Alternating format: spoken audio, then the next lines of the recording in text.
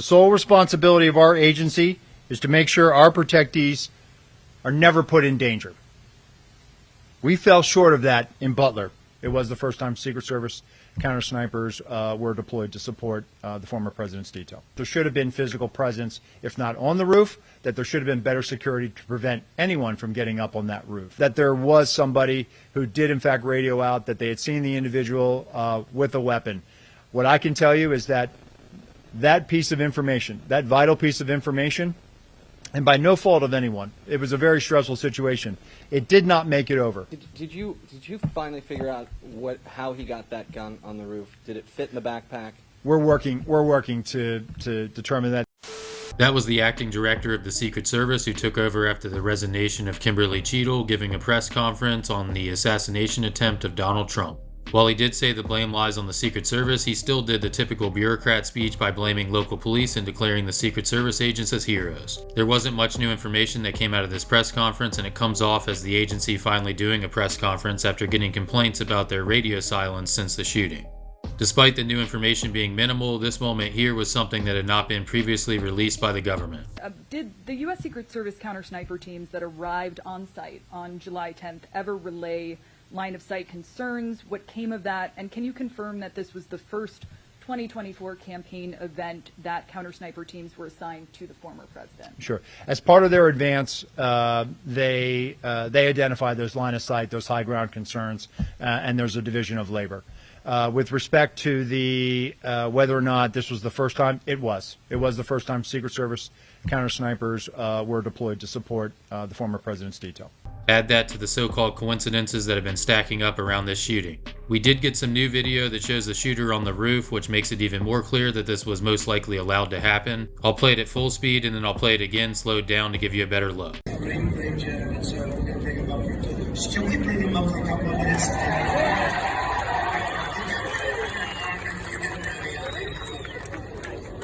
The world will see a vibrant Republican Party.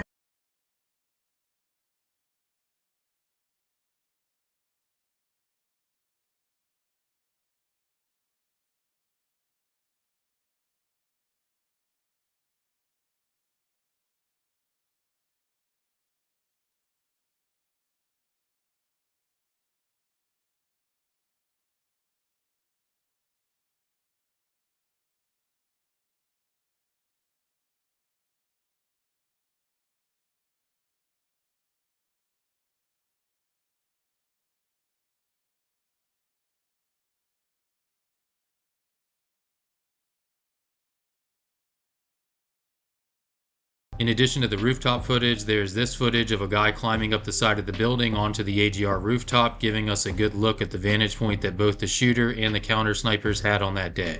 All right, brother. So I mean, this is the building where the shooter was. Look at that roof. That's crazy. It's so sloped. I don't even want to try and get up here, but look at how easy it is to get up here. I don't even need a ladder, which is wild. Right here.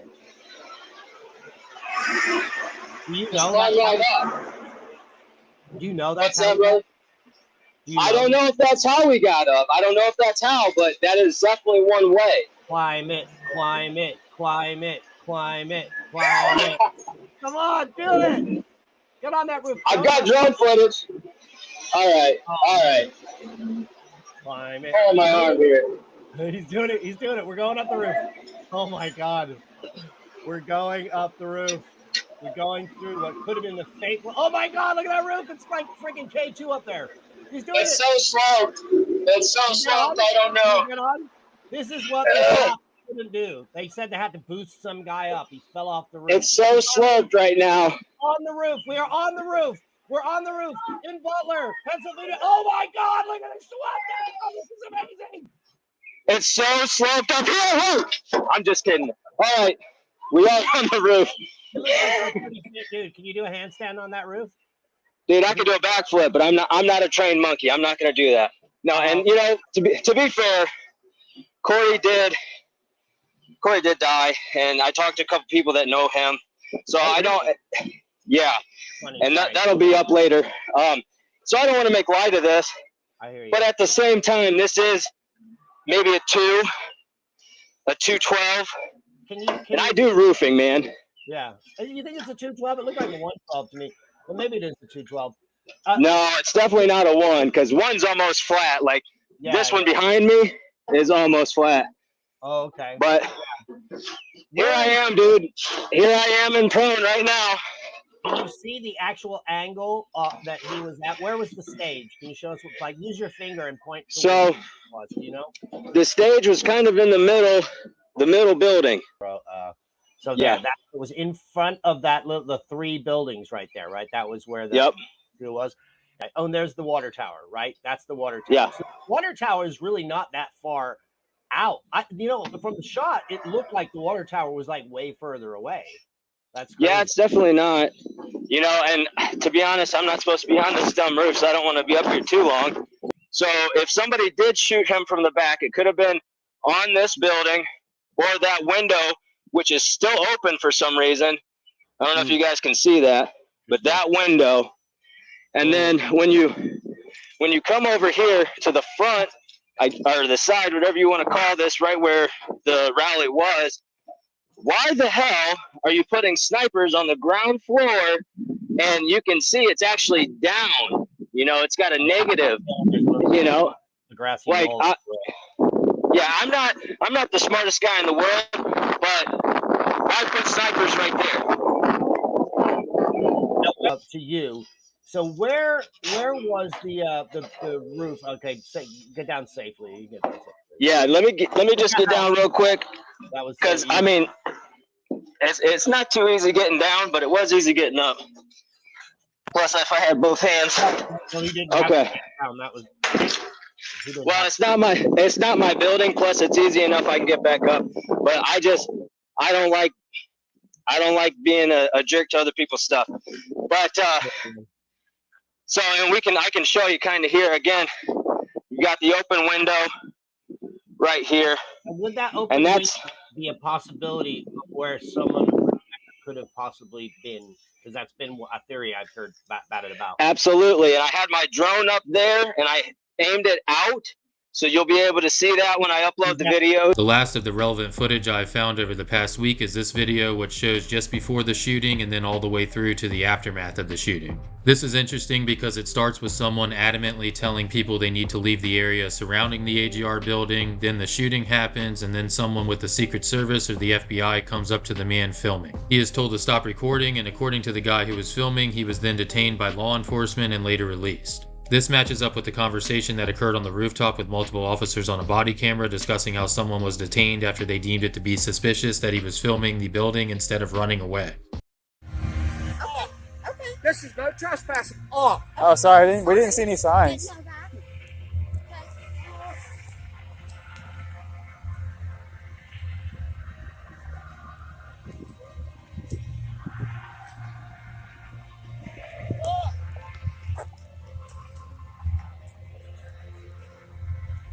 This guy's kicking everybody out. He's raging.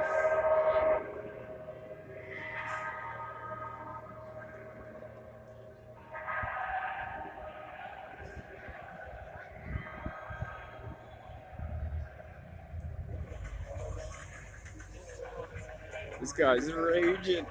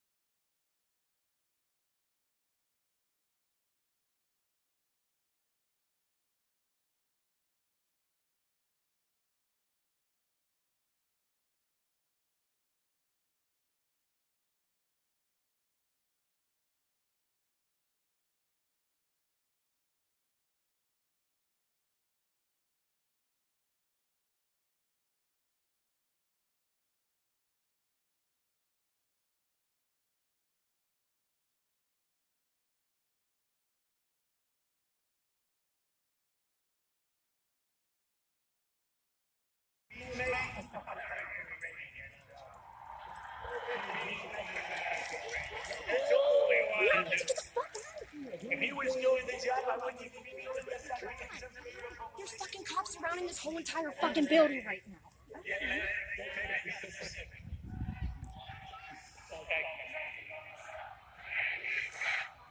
There's something going on in this building.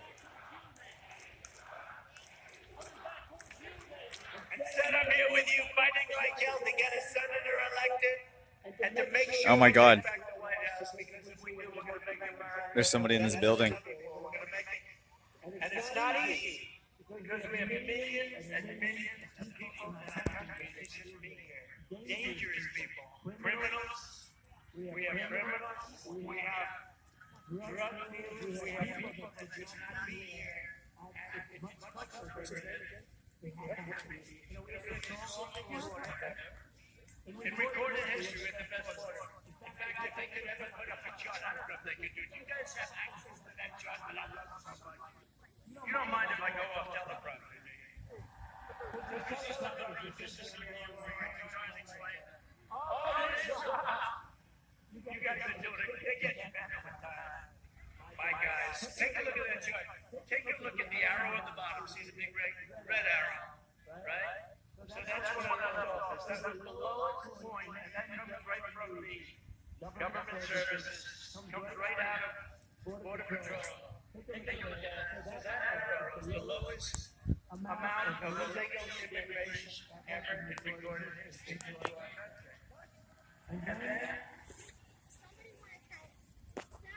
then the word Make yourself small, bro. I don't know what's going on.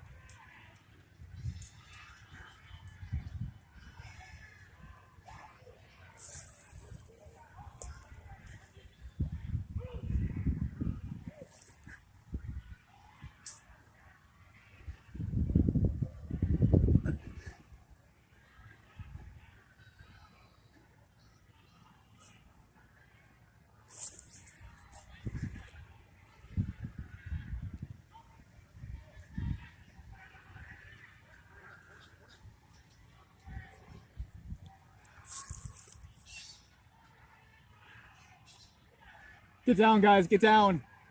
Yeah, just get down. Get behind this tree with me. Get behind this tree. Get behind this tree, guys. No. I'm just safe back here. Here. They fucking picked that dude off. Did they pick him off? Fuck yeah, I saw a big poof of hair go up in the air. Oh, They fuck shot him right in the yeah. head. Fuck yeah. Big poof of hair. Holy shit, guys. What happened That's over here? He fucking got 4 crazy. shots off.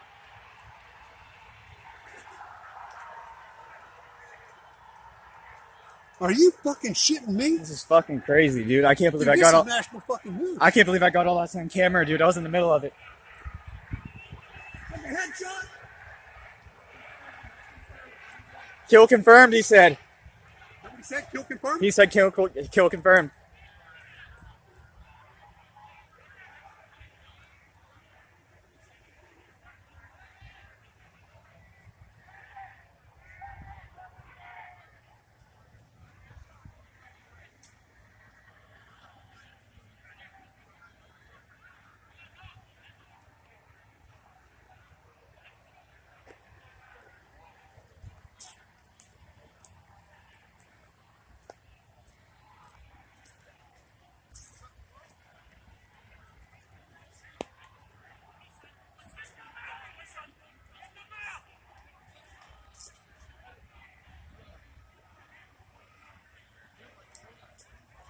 He was on the roof.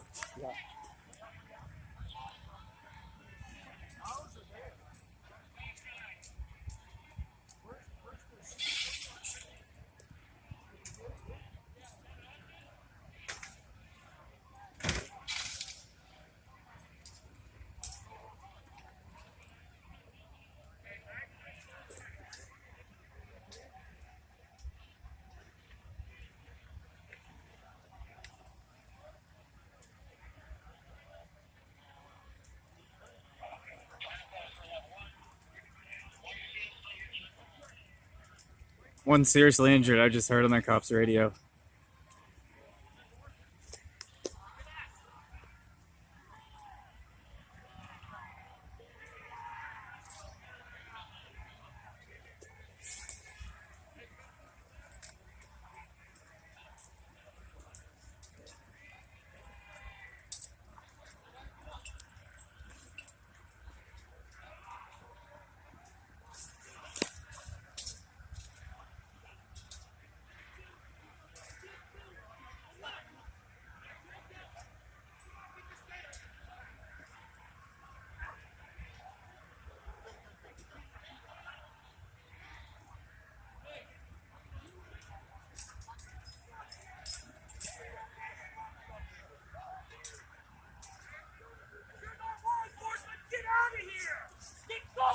Here, pal. Are you law enforcement?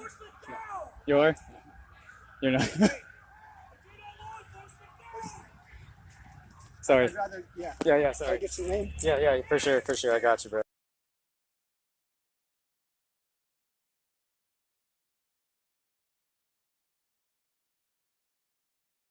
If you would like to hear more from the press conference with the acting director of the Secret Service, here are the highlights. The assassination attempt of former President Donald Trump was a dark day for our country. I again extend my deepest sympathies to the family of Corey Comparator and sincere wishes for a swift recovery for Mr. Copenhaver and Mr. Dutch. The Secret Service takes full responsibility for the tragic events of July 13th. This was a mission failure. The sole responsibility of our agency is to make sure our protectees are never put in danger. We fell short of that in Butler. I am committed to pursuing accountability for the Secret Service's failure in Butler, Pennsylvania. But let me be clear. If policy violations by Secret Service personnel are identified by the agency's Mission Assurance Review, those individuals will be held accountable. And they will be held accountable to our fair and thorough disciplinary process. I can say without a doubt that heroism was present that day. Secret Service agents rushed to the stage to shield the former president with their bodies within 3 seconds of bullets ringing out in an unflinching act of bravery. The Secret Service counter-sniper who neutralized the threat with a single shot undoubtedly saved countless lives. On July 8th, personnel assigned to the agency's Pittsburgh field office conducted planning meetings and a site walkthrough with law enforcement partners and campaign staff. On July 10th, Secret Service counter-sniper and technical security personnel arrived in Pittsburgh and began advanced planning for their teams. July 12th, the build-out of the campaign rally site began and continued through the early morning hours of July 13th. In the morning of July 13th, a site briefing was conducted with Secret Service personnel and law enforcement partners supporting the event. Secret Service personnel took their posts, and a technical security sweep of the protective site commenced prior to the site's opening to event staff, vendors, and to the public. At 12:30 p.m., the Secret Service opened the protective site to event staff and vendors, and then at 1 o'clock, magnetometer screening of the estimated 15,000 people attending the campaign rally event, staff and vendors began. At 5:30 p.m., former President Trump arrived at the campaign rally via Secret Service motorcade, and at that time he met with supporters in a secure backstage area within the protective site. At 5:45 p.m., a local Butler County Emergency Services Unit counter-sniper team member texted the Secret Service counter-sniper team leader about a suspicious person and sent 2 photos of the individual, later identified as the assailant. At 5:53 p.m., the Secret Service counter-sniper team leader texted the Secret Service counter-sniper teams that local law enforcement was looking for a suspicious individual outside of the perimeter lurking around the AGR building. At this time, Secret Service personnel were operating with the knowledge that local law enforcement was working on an issue of a suspicious individual. The concept of local law enforcement working on such issues is common at sites. And on July 13th, there were over 100 calls for support. At 6 p.m., former President Trump took the stage to begin remarks. And based on what I know right now, Neither the Secret Service counter sniper teams nor members of the former president's security detail had any knowledge that there was a man on the roof of the AGR building with a firearm. It is my understanding that personnel were not aware the assailant had a firearm until they heard gunshots. At 6:11 p.m., a member of the former President Trump's protective detail contacted their Pittsburgh field office counterpart to inquire about the radio update that there was an issue local law enforcement was looking into near the perimeter.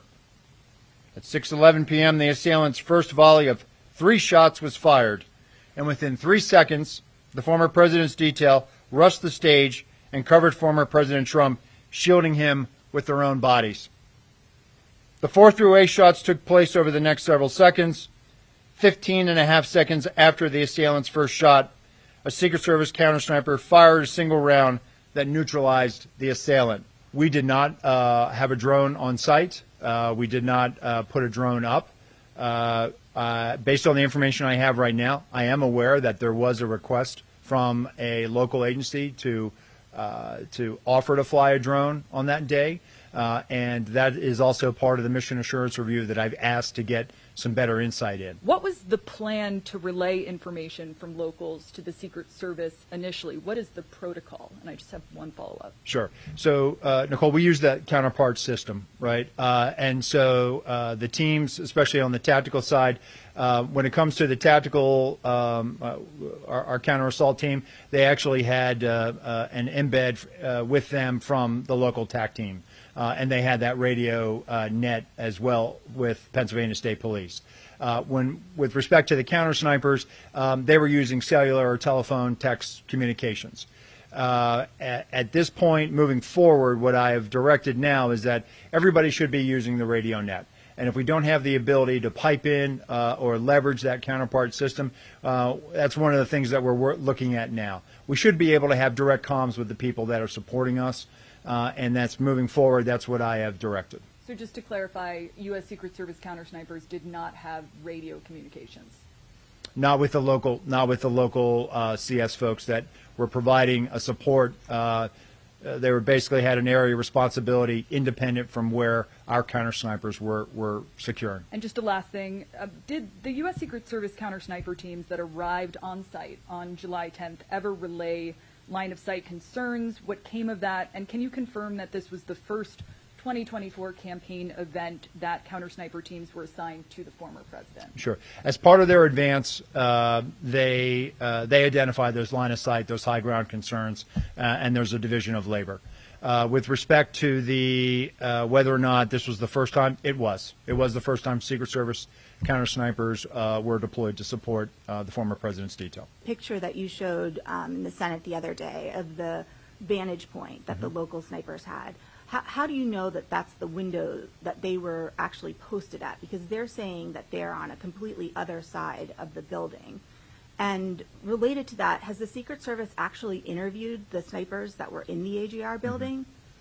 So thank you for that. So once the FBI had released the Butler Farm Show site, we were able to take custody of it, and we sent the full resources of our Office of Investigations, which included the Forensic Services Division.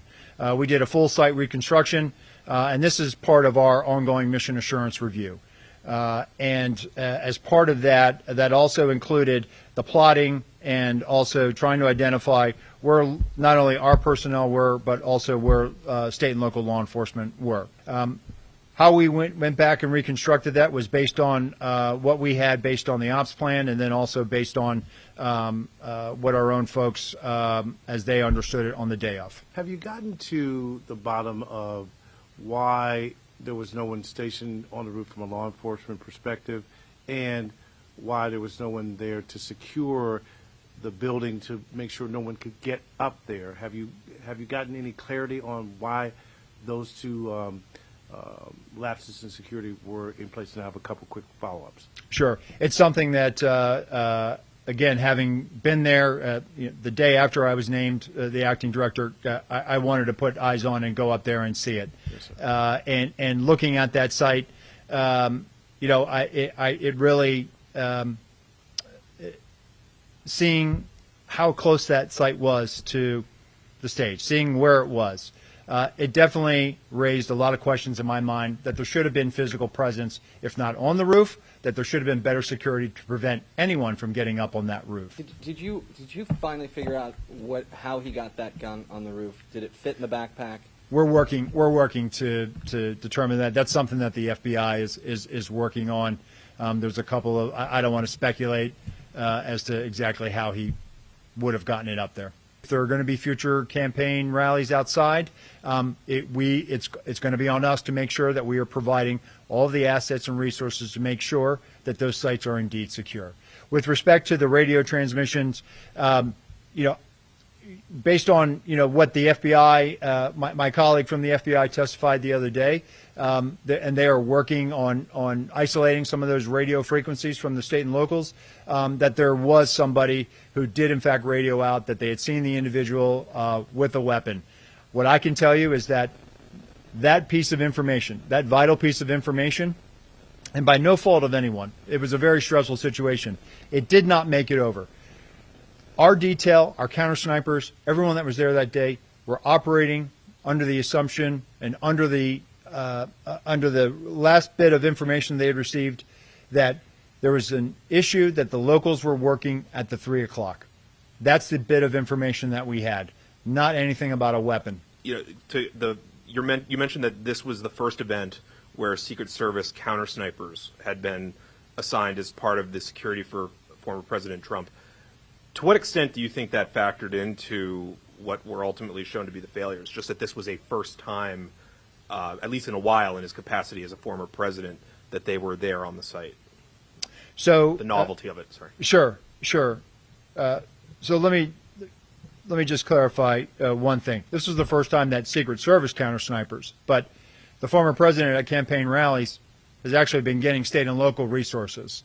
So tactical assets, counter snipers from state and locals. So with respect to why they were there in Butler, listen, we evaluate our threat landscape every day. We calibrate based on that threat. We evaluated a threat stream that we have, and we put our Secret Service counter sniper personnel out there. So we had our security room, and then they had a unified command post, and we had Pennsylvania State Police officer representative in our security room. There was no Secret Service agent in the unified? No, there was not. Are there typically two separate command centers? That was unique. As I understand it, that's an emergency management model that they use. As I mentioned in that conversation with our special agents in charge in the field, I've directed them, hey, we need to rethink where we put our security room. If the large majority of our partners are in a unified command post or in a different location, we need to probably be there too. There's a report that a whistleblower has alleged that you personally directed cuts to the counter surveillance division, which led to the threat assessments team failing to perform its duties that it typically would before the Butler rally. Is that accurate? Is that allegation accurate? So I've become aware of this. We got a congressional letter on it. What I can tell you is that the counter surveillance division, they do a fantastic job. They have a very specific mission set. A lot of that mission set is here in the National Capital Region, focused on permanent protective sites. But they do go out and they support, when requested, they go out and support former details. I know that there's been allegations that I personally cut or that I denied requests. The counter surveillance division has been out there supporting the former president's detail at some very high-profile events. They continue to provide that support, and they're out there providing support right now.